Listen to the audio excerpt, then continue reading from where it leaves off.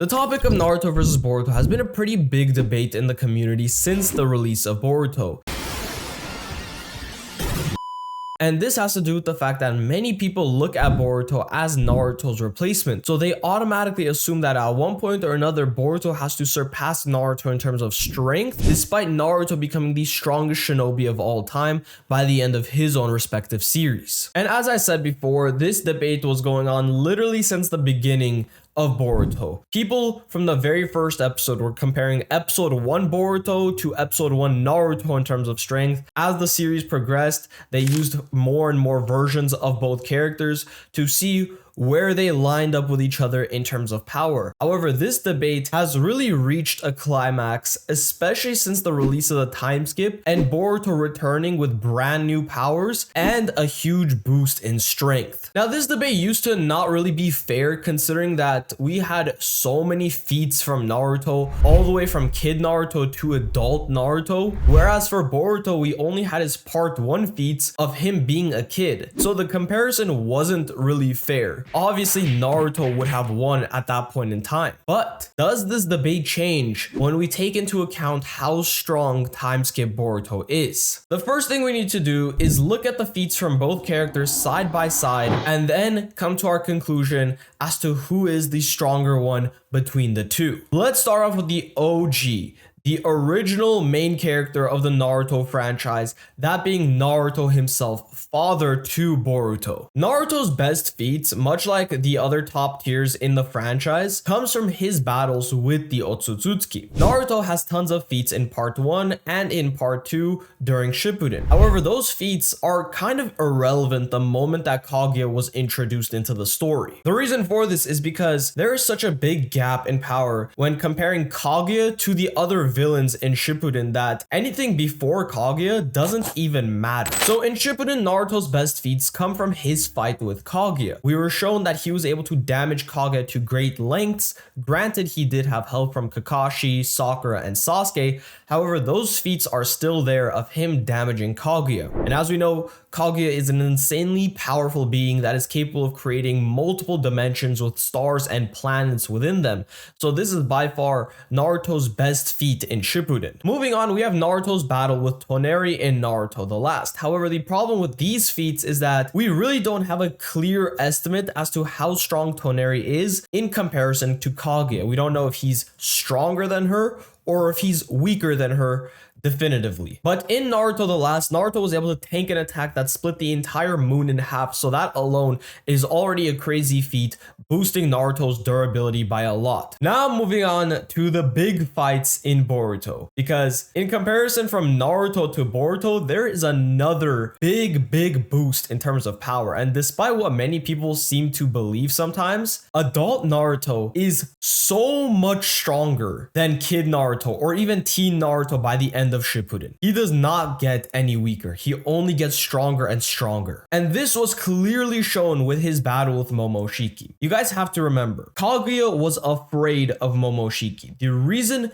she created an entire Zetsu army was because of Momoshiki. She was scared of him, and she wouldn't be scared of somebody who she's weaker than. So we're introduced to Momoshiki, a character who is clearly shown to be way stronger than Kaguya. Even Sasuke goes on to say that Momoshiki is a bigger threat than Kaguya, so everything is pointing towards Momoshiki being the strongest villain they had faced up until that point. And Naruto was able to completely annihilate Momoshiki while having 50% of his chakra, because if you guys don't remember, Momoshiki was constantly draining Naruto of his chakra before Sasuke and everyone else showed up. And yet, even at 50% with the help of Sasuke, he was able to go toe-to-toe with Momoshiki and easily keep up with him, landing massive hits and just completely demolishing Momoshiki in every aspect of their fight. So adult Naruto is crazy powerful already, considering that he is easily taking on threats that are stronger than Kaguya at 50% power. Then we have the introduction of Jigen, a character who is much stronger than Momoshiki, and we see this with the way he's able to completely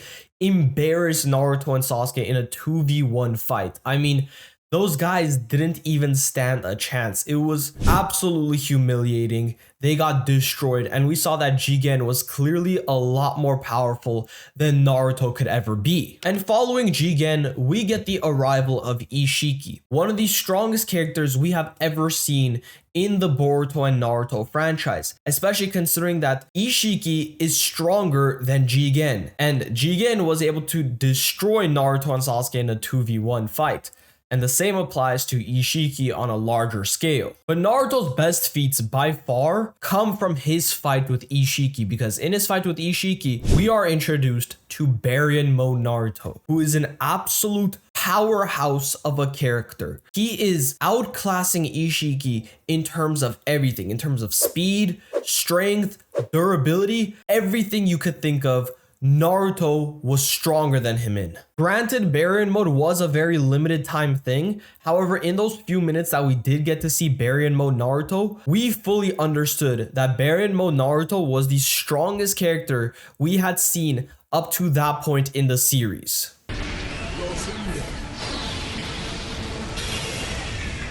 And following Naruto's fight with Ishiki, Naruto loses Kurama and his power kind of falls off for the rest of the series, and it's shown quite clearly that he can no longer compete with the top tiers of the verse. So we can safely say that Naruto's peak in strength was Baryon Mode, considering that he was able to absolutely outclass Ishiki. Now we can talk about Boruto and what Boruto's feats are. First off, Boruto at the end of part 1 gets a pretty massive boost in power with his Karma version 2. We learn that Boruto was able to unlock the true essence of Karma, which actually also unlocked the thousands of years of battle experience that the Otsutsuki have, as explained by Code. So we can already see that Boruto at the end of part 1, before the time skip even started, is already around the same level of Momoshiki in terms of power, maybe slightly weaker considering that he can't activate Karma version 2 at all times.